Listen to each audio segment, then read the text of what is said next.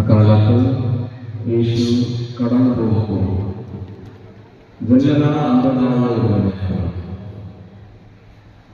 ശിഷ്യന്മാർ യേശുവിനോട് ചോദിച്ചു, പ്രഭുവേ, ഇവൻ അന്ധനായിരിക്കുന്നത് ആരുടെ പാപമാണ്? ഇവന്റെയോ ഇവന്റെ മാതാപിതാക്കന്മാരുടെയോ? യേശു മറുപടി പറഞ്ഞു, ഇവന്റെയോ ഇവന്റെ മാതാപിതാക്കന്മാരുടെ പാപം പറഞ്ഞ പ്രത്യുത ദൈവത്തിന്റെ പ്രവൃത്തികൾ ഇവനിൽ പ്രകടമാക്കുന്നതാണ്. പ്രവൃത്തി നാം വിജയിക്കുന്നു. ആർക്കും ജോലി ചെയ്യാൻ കഴിയാത്തതാക്കും ഞാൻ ലോകത്തിന്റെ പ്രകാശമാണ്. അവൻ പോയി കഴിഞ്ഞു. കാഴ്ച ഉള്ളവനായി തിരിച്ചു വന്നു.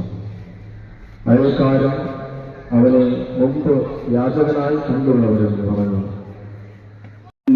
ഫരിസേയർ അവനോട് എങ്ങനെ അവന് കാഴ്ച ലഭിച്ചു എന്ന് ചോദിച്ചു. അവൻ പറഞ്ഞു, അവൻ എൻ്റെ കണ്ണുകളിൽ ചെളി പുരട്ടി ഞാൻ കഴുകി, ഞാൻ കാണുകയും ചെയ്യുന്നു.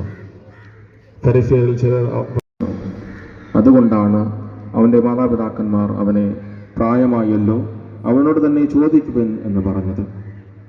അന്ധനായിരുന്ന അവനെ യഹൂദർ വീണ്ടും വിളിച്ച് അവനോട് പറഞ്ഞു, ദൈവത്തെ മഹത്വപ്പെടുത്തുക, ആ മനുഷ്യൻ പാപിയാണെന്ന് ഞങ്ങൾക്കറിയാം.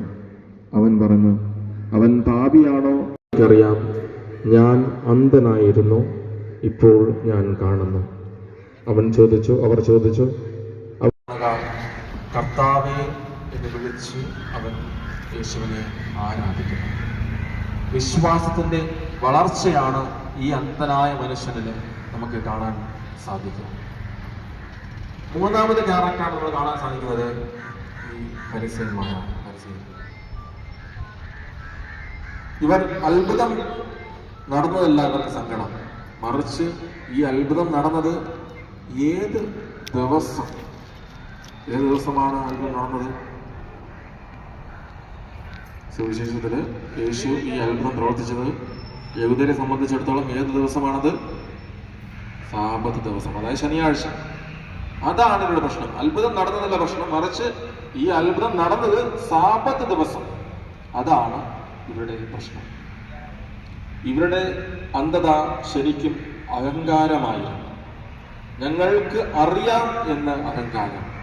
സ്നേഹമുള്ളവര്, ആത്മീയ അഹങ്കാരം കണ്ണുകളെ മൂടുമ്പോൾ മുന്നിൽ നിൽക്കുന്ന ദൈവത്തെ പോലും നമുക്ക് തിരിച്ചറിയാൻ പലപ്പോഴും കഴിയാതാകാറുണ്ട്.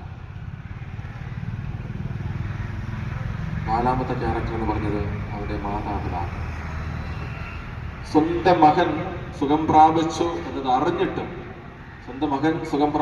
അറിഞ്ഞിട്ടും അധികാരികളെ ഭയന്ന് അവർ പറയുകയാണ്, അവന് പ്രായമായല്ലോ, അവനോട് തന്നെ ചോദിക്കണം.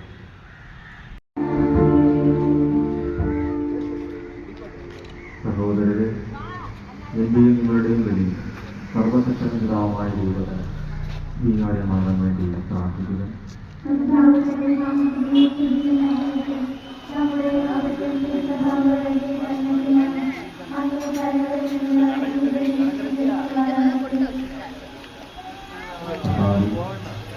പീഡനകൊണ്ട് നിത്യാവസരത്തിന്റെ കാണികളിൽ സന്തോഷപൂർവ്വം പ്രവർത്തിക്കുന്നു.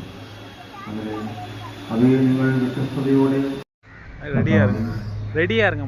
സർവവിശുദ്ധിയുടെ ഉറവിടമായാണ്